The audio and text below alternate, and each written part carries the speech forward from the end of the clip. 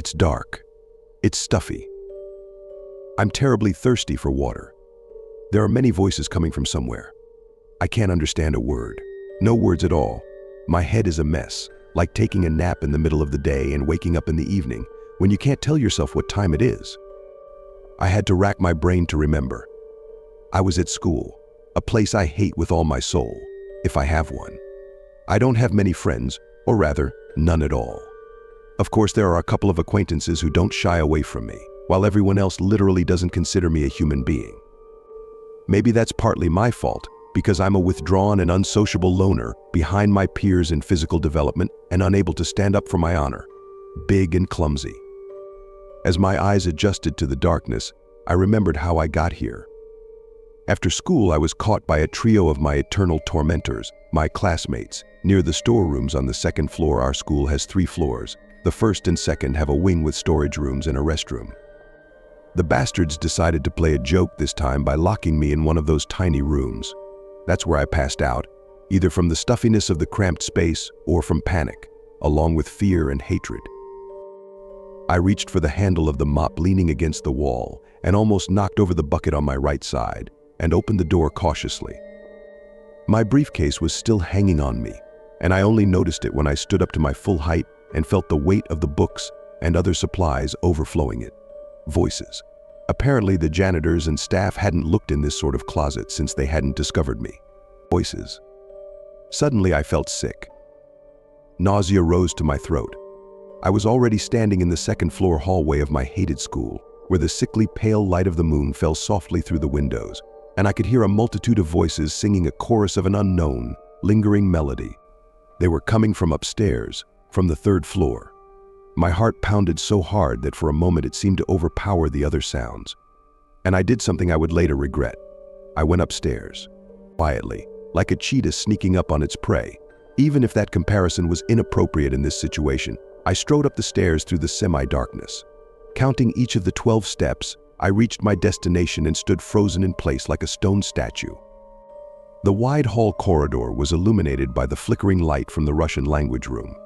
It seemed to dance to the beat of those inside. The door opened, and from there stretched chalked lines, incomprehensible patterns and symbols my vision didn't allow me to make out clearly. I don't know why I did it, but I still managed to look inside. In the classroom were several teachers, the principal, including the cook, plus 2 women, unknown to me, whose heads were covered by huge masks made of bark. Completely naked, they sang their lilting melody and twirled around a seemingly old kerosene lamp held by the masked women. The windows were draped with thick red sheets, a large semicircle symbol on the floor, arranged with small candlesticks. I don't know how many seconds I watched, but I remembered that picture for the rest of my life.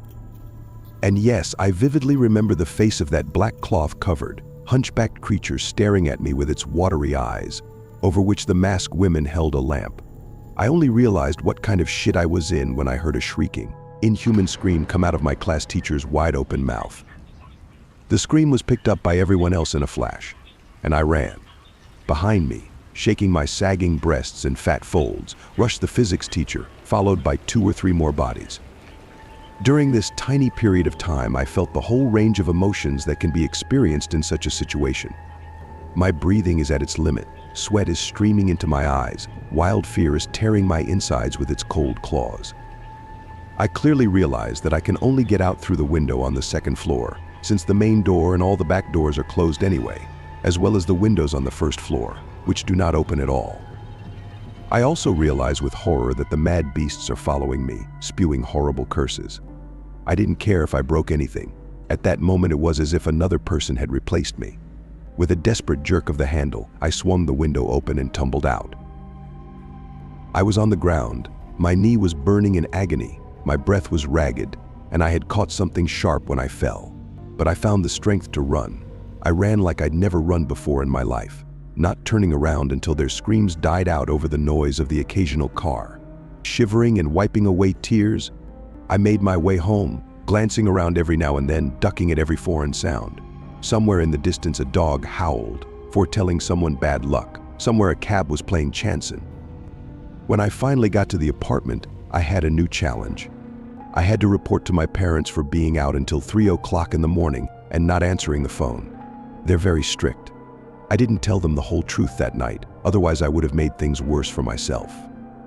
Besides, they scolded me separately for tearing up my briefcase, from which only a couple of notebooks and a book made it home.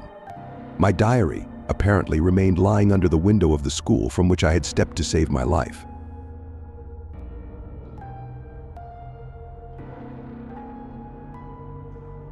In one school, a bloody inscription on the wall of the top-floor stairwell began to disappear every night. It all started when a fifth grader brought a can of scarlet paint to school, went up to the top floor, and wrote the name of his favorite soccer team in large red letters on the wall. It was very beautiful, especially from a distance. It was as if some fat guy had been murdered on that spot. The next day, the fifth grader, like any normal person, came to the scene of the crime to read his bloody inscription and saw that the wall on the top floor landing was completely clean and empty, and the inscription had disappeared. At first, the fifth grader thought that the inscription had been erased by the school cleaner, but then he remembered that they didn't have any cleaner at school now. The old one was very old and had died recently, and they hadn't found a new cleaner yet because the salary for school cleaners was very small. Then the fifth grader began to walk around the school and ask everyone who was so brazen as to erase his inscription, but no one admitted to anything. The fifth grader had to take his scarlet spray can and write again. Same thing, on the same wall.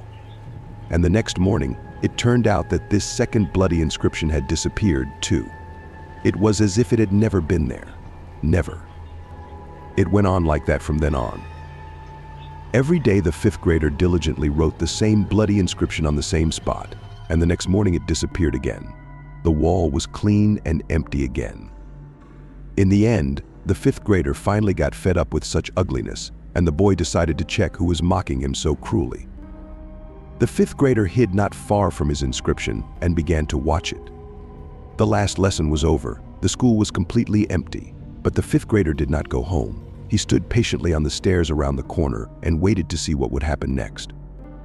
Gradually, the school became dark. Night came. The moon rose, and its cold rays, penetrating through the narrow staircase windows into the school, illuminated the steps with a greenish light. The fifth grader felt uneasy. Every minute he became more and more afraid. He already regretted that he had stayed at school and got mixed up in this terrible story with the disappearing inscriptions. The fifth grader wanted to run home, but it was too late, because behind his back there was an iron clinking sound. The boy turned around and was stunned with horror. The ghost of a tall old woman in a white shroud floated up the stairs. The fifth grader took a closer look and his legs went limp. The white old woman appeared to have a familiar face. The old school janitor, whom the boy knew for sure that this grandmother had already died, floated past the fifth grader without touching the steps, with a clinking bucket and in a fluttering shroud. The ghost of the janitor slowly approached the bloody inscription, which in the moonlight seemed completely black, took a rag out of the bucket, and in one motion swept the inscription off the wall. Then the ghost turned quickly to the fifth grader, and in a rumbling afterlife voice that echoed through the dark, empty school, said, "If you, brigand, ever smear the walls of the school again, I won't just scold you, I'll take you away with me. And you'll be there forever with a bucket, scrubbing off the walls of all the school children like you."